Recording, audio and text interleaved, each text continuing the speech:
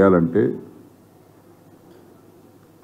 సాగునీటి వనరులను చాలా చక్కగా సద్వినియోగపరుచుకోవాలి.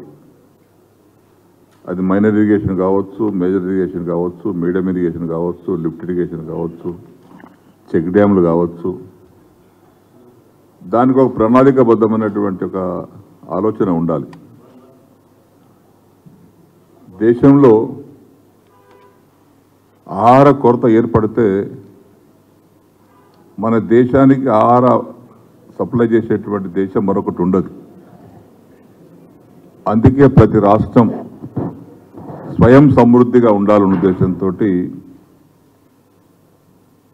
బీఆర్ఎస్ ప్రభుత్వం ఉండగా గోదావరి కృష్ణ నీటిని సద్వినియోగపరుచుకోవటానికి అనేకమైనటువంటి కొత్త ప్రాజెక్టులను నిర్మించుకోవడం జరిగింది. సముద్రంలోకి వృధాగా పోతున్నటువంటి నీటిని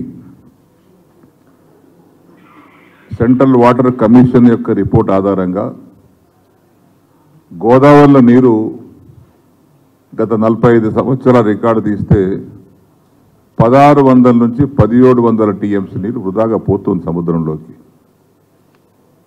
దాన్ని ఎవరు పట్టించుకోలే. తెలంగాణను రాను రాను ఎడారిగా మార్చారు.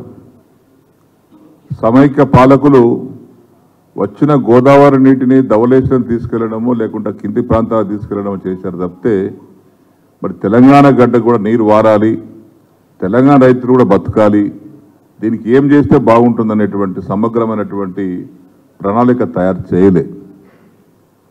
అది తెలంగాణ రాష్ట్రం ఏర్పడిన తర్వాత కేసీఆర్ గారి నాయకత్వంలో గోదావరికి అడ్డంగా ప్రాజెక్టు కట్టుకొని ఈరోజు 30 లక్షల ఎకరాలు స్థిరీకరణ అంటే నిజాం సాగర్ కానీ శ్రీరామ్ సాగర్ కానీ కింద ఉన్నటువంటి ప్రాజెక్ట్ అన్ని కూడా స్థిరీకరిస్తూ మరొక 30 లక్షల ఎకరాలు కొత్త ఆయకట్టుకు నీళ్ళు ఇవ్వాలనే ప్రణాళికతో ప్రాజెక్టు కట్టుకోవడం జరిగింది. సరిగత తెలంగాణ ప్రభుత్వం వచ్చిన తర్వాత ఈ గత 10 సంవత్సరాలుగా కరువు లేదు. ధాన్యం పుష్కలంగా యాసంగి పంట కానీ వానకాలం పంట కానీ పుష్కలంగా పండింది. నేను అగ్రికల్చర్ మినిస్టర్ ఉన్నప్పుడు 37 లక్షల వరి ధాన్యం ఉండే ఉత్పత్తి, వేరే ధాన్యం కాదు. ఒక వరి ధాన్యం 37 లక్షల మెట్రిక్ టన్నులు ఉంటే ఈరోజు ఆ ధాన్యము 2 లక్షల టన్నులకు 2 కోట్ల టన్నులకు పైకి వెళ్ళిపోయింది. అన్ని ఆహార ధాన్యాలు కలుపుకుంటే మక్కలు, జొన్నలు, సోయాబీన్లు ఇవన్నీ కలుపుకుంటే ఈరోజు సుమారుగా 3.5 కోట్ల టన్నుల ధాన్యం ఉత్పత్తి అవుతూ ఉంది. దానికి కారణం నీరు. పంట పండించాలంటే 4 కావాలండి. భూమి కావాలి, విత్తనం కావాలి, రైతు శ్రమ కావాలి, నీరు కావాలి. ఈ 4 ఏది లేకపోయినా పంట పండదు. అలాంటి నీటిని మనం కాపాడుకోవటానికి ఈరోజు గోదావరికి అడ్డంగా అనేక ప్రాజెక్టులు కట్టుకున్నాం. ప్రాజెక్టు రిజర్వాయర్స్ అన్ని కూడా నిల్వ చేసుకున్నాం. నీళ్లను ఒకటిగా పూర్తి చేసుకున్నాం.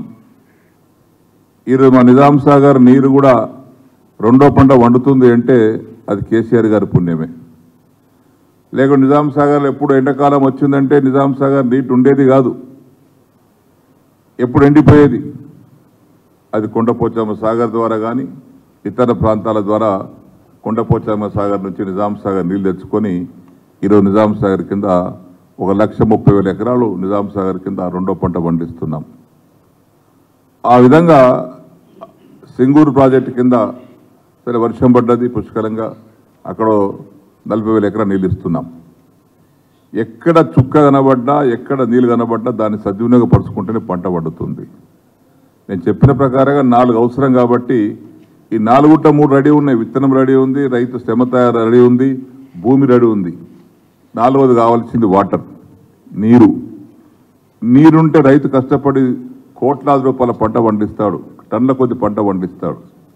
కానీ ఈ ప్రభుత్వానికి ఎందుకో మరి వచ్చినప్పటి నుంచి 40 రోజులు అయిపోయింది, ఆరోపణలు చేయడం తప్పితే ఆలోచన చేస్తలేరు.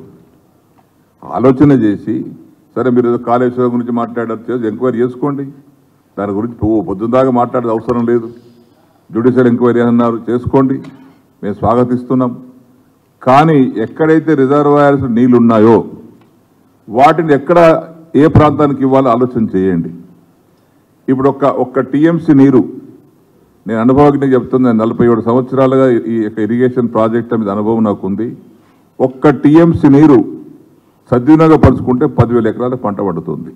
వరి పంట అయితే, అది ఆరుతడి పంట అయితే 15,000 ఎకరాలు పడుతుంది. ఇవాళ వరి పంటకి అలవాటు పడ్డటువంటి రైతాంగాన్ని నీరిస్తే ఇలా చూడండి, మల్లన్న సాగర్లో 13.81 టీఎంసీ ఈరోజు ఉంది. అనంత సాగర్లో 1.5 టీఎంసీ ఉంది. రంగనాథ్ సాగర్లో 1.5 టీఎంసీ ఉంది. అన్నపూర్ణ రిజర్వాయర్లో 2 టీఎంసీ ఉంది. కొండపోచమ్మ సాగర్లో 8 టీఎంసీలు ఉన్నాయి. ఇంక ఇది కాకుండా పైనుంచి కూడా కొత్తగా నీరు వస్తూనే ఉన్నాయి, ఇన్ఫ్లోస్ వస్తూ ఉన్నాయి. ఈ 27-30 టీఎంసీల నీటిని మీరు ఈ యాసంగిలో పంటకు ఇస్తే దాదాపు 2.5 నుంచి 3 లక్షల ఎకరాల పంట పడుతుంది. ఈరోజు నీళ్ళు వదిలిపెట్టకుండా, నిర్ణయాలు తీసుకోకుండా పొలాలన్నీ పడవ పెట్టారు. ఏం కోపం ఇది? దేనికోసం? రైతుల మీద కోపమా? ఎవరి మీద కోపం ఇది? ఉంటే మా మీద కోపం ఉండొచ్చు, చూద్దాం, జ్యుడిషియల్ ఎంక్వైరీ అయిపోతే ఎవరి మీద తప్పు ఉందో తేలుతారు, శిక్షించబడతారు. కానీ రైతాంగాన్ని కాపాడండి. ముందుగా రైతులు నీళ్ళు ఇవ్వండి, రైతులు పంట పండిస్తారు. యాసంగి టైం అయిపోతూ ఉంది, ఇప్పుడే కొన్ని ప్రాంతాల్లో నాట్లు కూడా అయిపోయినాయి. దయచేసి ఇప్పటికైనా తొందరలో నిర్ణయం తీసుకొని ఏ ప్రాజెక్టుకి ఎంత నీళ్ళు ఉన్నాయో మీకు తెలుసు. మా దగ్గర రికార్డు మీ దగ్గర ఉంటే అధికారులు చెప్తారు. ఆ రికార్డు ప్రకారంగా నీటిని నిల్వను దృష్టి పెట్టుకొని ఆయకట్టుకు నీరు విడుదల చేయండి. పుష్కలంగా పంట పండిస్తారు, రెండో పంట కూడా పండుతుంది. ఇప్పటికే ఈ సంవత్సరం యాసంగి పంట దిగుబడి తగ్గుతుందనేది అంచనా వేస్తా ఉంది అగ్రికల్చర్ డిపార్ట్మెంట్ వారు. దిగుబడి తగ్గనీయకండి, ఎంత వీలైతే అంత దిగుబడి పెంచే ప్రయత్నం చేయండి. అంతేగాని రోజు ఢిల్లీలో పోయినా అదే మాట, హైదరాబాద్లో వచ్చినదే మాట, కాళేశ్వరం ప్రాజెక్ట్ అట్లా అయింది, కాళేశ్వరం ఇట్లా అయింది. ఏదెట్లయిందో తెలుస్తుంది కదండి, ఎక్కడ జరిగిందో పొరపాటు తెలుస్తుంది కదా. అదొక్కటే పట్టుకుని ఎందుకు దాన్ని వేలాడుతున్నారు? ఇంకా ఈ ఉన్నటువంటి దాన్ని మీరు సద్వినియోగం పరచుకోండి, నీటిని సద్వినియోగపరచుకోండి, నీటిని వదిలిపెట్టండి. ఇన్ని ప్రాజెక్టులు నీళ్ళు ఉన్నాయి, లేక కాదు, అక్కడ కాలువలు రెడీ ఉన్నాయి, వదిలిపెట్టండి. ఎంతవరకు నీళ్ళు ఇవ్వగలుగుతారో అంతవరకు నీళ్ళు ఇవ్వండి. ధాన్యం ఒకవేళ కొరత ఏర్పడితే మీరు ఏం చేయలేరు. ధాన్యం అనేది రైతు పండిస్తేనే ధాన్యం, దాన్ని మాయామంత్రం వేస్తే ధాన్యం తయారు కాదు. దయచేసి ఇప్పటికైనా రాష్ట్ర ప్రభుత్వం, ఇరిగేషన్ శాఖ మంత్రి గారు కానీ, ముఖ్యమంత్రి గారు కానీ, అధికారులు కానీ దయచేసి వెంటనే నిర్ణయం తీసుకోండి.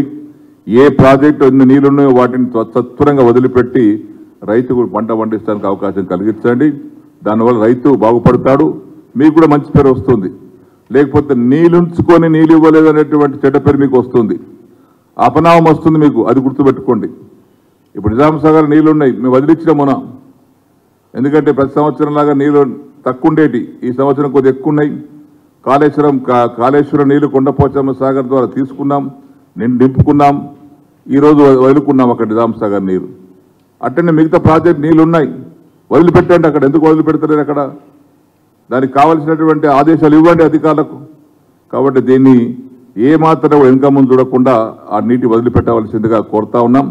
అదేవిధంగా నాగార్జున సాగర్ ప్రాజెక్టు ఉంది, అక్కడి నుంచి ఇప్పుడు 150 టీఎంసీల డెడ్ వాటర్ ఉంది.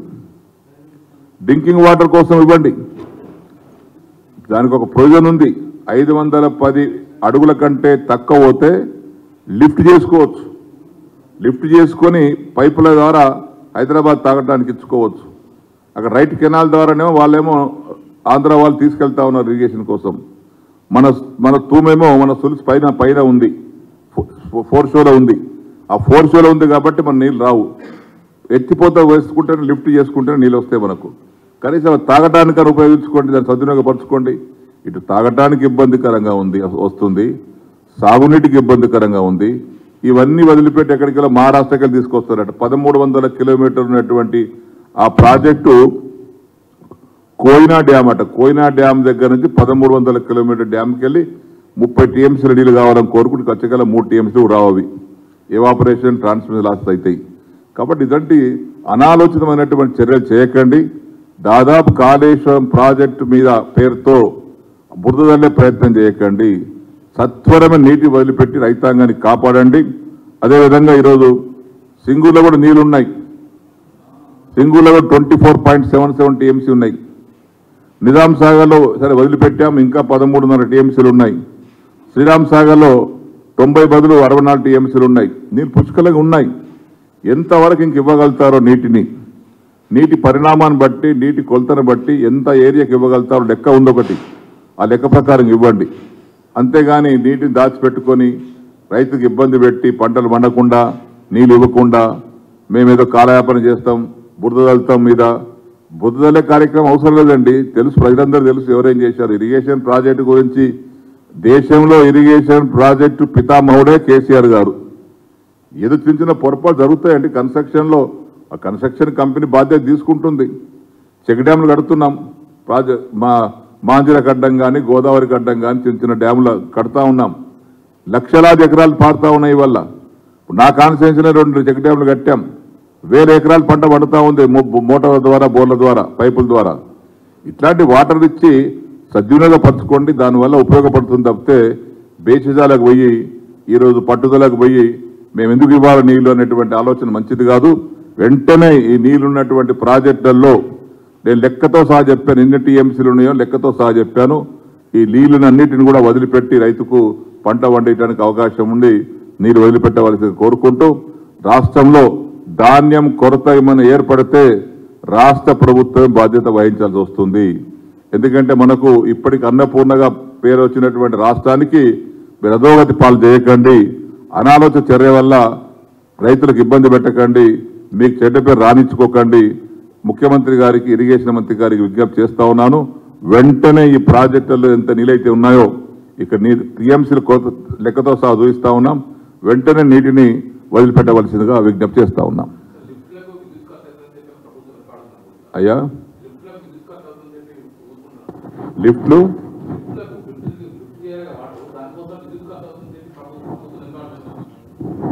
ఆల్రెడీ నీళ్ళు నిల్వ ఉన్నాయి. లిఫ్ట్ చేయాల్సిన అవసరము లేదు. ఇప్పుడు ఈ ప్రాజెక్టులలో లిఫ్ట్ చేయాల్సిన అవసరమే లేదు. ఆల్రెడీ నిల్వ ఉన్నాయి.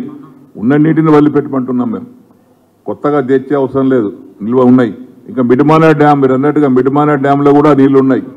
అవసరం వస్తే మిడ్మానేర్ డ్యామ్ నుంచి లిఫ్ట్ చేసుకోవచ్చు. వాటర్ ఉంది మిడ్మానేర్ డ్యాంలో. అది కంటిన్యూస్ ప్రాసెస్. అది ఈ అనంత సాగర్ పైన మిడ్మానేర్ డ్యామ్ ఉంది. మిడ్మానేర్ డ్యామ్ నుంచి కూడా నీటి వాటర్ తీసుకోవచ్చు, లిఫ్ట్ చేసుకోవచ్చు. ఎక్కడ కూడా నీటి ఇప్పుడు రెండో పంటకు ఈ యొక్క పరిణామాన్ని బట్టి, నీటిని కెపాసిటీని బట్టి నీటి వదిలిపెట్టడానికి కోసం ఎక్కడ ఇబ్బంది లేదు. కానీ అవగాహన లోపం మాత్రం ఇక్కడ ఉంది. ఆలోచన లేదు, అవగాహన లోపం ఉంది. దయచేసి దీన్ని మీరు అన్నట్టుగా మిడ్మానేర్ డ్యాంలో కూడా నీళ్లు ఉన్నాయి కాబట్టి కింది ప్రాజెక్టుకు నీరు తక్కువ పడితే అక్కడి నుంచి కూడా తీసుకోవచ్చు. దయచేసి వెంటనే చర్య తీసుకోవాల్సిందిగా కోరుతా ఉన్నాం. Thank you.